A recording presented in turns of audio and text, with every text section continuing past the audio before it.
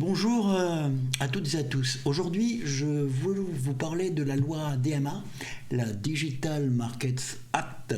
C'est une loi qui a été mise en place par l'Union européenne pour lutter contre les pratiques anticoncurrentielles des principaux acteurs du numérique, pour ne pas les citer les GAFAM, Google, Apple, Facebook, Amazon et Microsoft. Mes propos vont plutôt aller sur Google et la fiche Google établissement pour tout ce qui est référencement local. Donc cette loi est entrée en vigueur il y a un petit peu moins d'un an, le 2 mai 2023, et donc décret d'application à début mars 2024. Donc on y arrive à une quinzaine de jours. Voilà. Donc concernant les fiches Google établissement, donc anciennement ça s'appelait Google My Business, vous connaissez.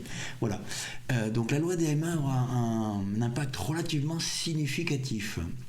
Alors effectivement, à partir de mars prochain, Google ne pourra plus bénéficier de sa position dominante dans les résultats de recherche avec la fiche Google Business Profile. L'affichage du pack local, donc effectivement les 3 résultats les plus pertinents selon la recherche, présente au sein des fiches, va évoluer.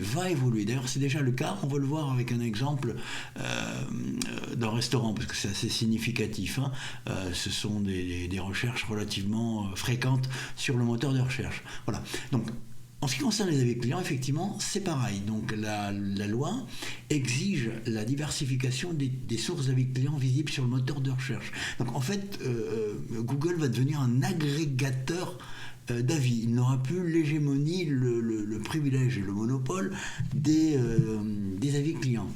Donc ça signifie que les avis sur les fiches ne seront plus à 100%, comme je viens de le dire, collectés via Google.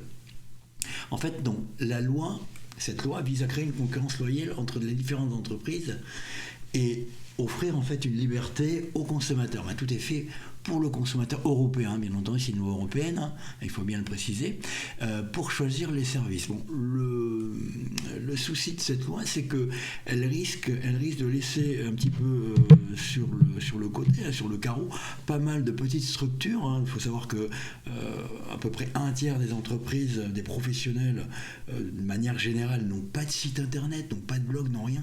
Donc l'affiche, pour peu ou prou qu'ils les revendiquaient, est la seule porte d'entrée digitale. Donc effectivement, je pense que Google là-dessus va faire quelque chose. À mon avis, il a plus d'un tour dans son sac.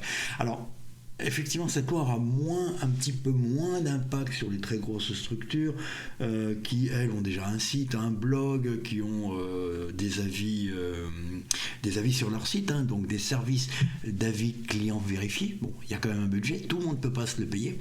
Donc, effectivement, cette loi va avoir un très très gros impact.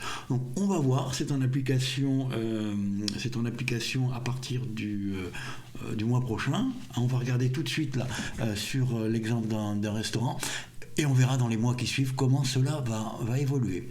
Voilà, j'ai pris l'exemple en fait d'un restaurant, donc ma requête, c'est restaurant chinois Argelès-sur-Mer.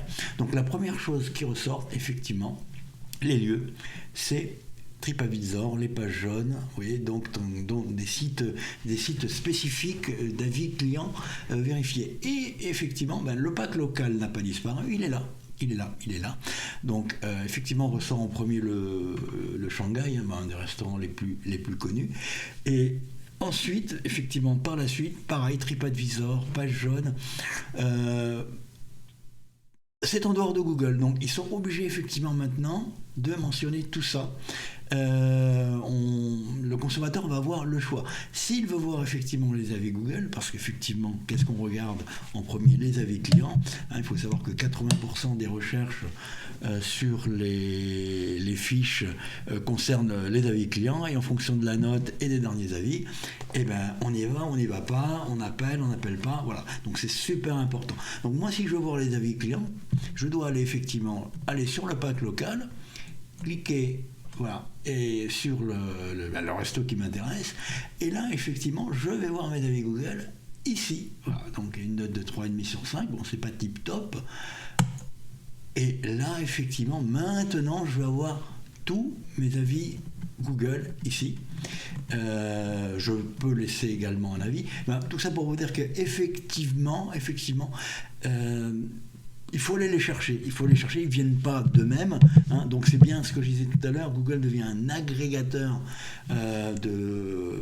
d'avis. Il n'a plus le monopole. Alors, encore une fois, je répète, comment ça va évoluer, surtout pour les petites structures, hein. Moi j'ai pas une très grosse structure, donc effectivement, mais j'ai effectivement des réseaux sociaux, une page Facebook, un profil Facebook, un profil LinkedIn, donc effectivement depuis pas mal d'années, donc on va voir. Mais beaucoup d'entreprises n'ont pas systématiquement des pages ou des profils sur les réseaux sociaux, donc effectivement la visibilité risque d'en pâtir pas mal. Là, à ce moment-là, effectivement, le métier de community manager va devenir plus important parce qu'il va falloir, comme on dit, élargir le débat pour avoir plus de visibilité locale, notamment. De toute façon, c'est l'enjeu de la visibilité sur 2024, tout le monde le sait. Wait and see, on va voir ce que ça donne dans les prochains mois et comment Google va réagir sur le sujet. Voilà, c'était ma petite vidéo du jour. Je vous en dirai plus avec l'évolution et je vous ferai d'autres vidéos sur l'actualité digitale. Je vous remercie de m'avoir écouté et je vous souhaite une excellente journée ou une excellente soirée quand vous verrez la vidéo. Et je vous dis à très très bientôt. Merci de m'avoir écouté et au revoir.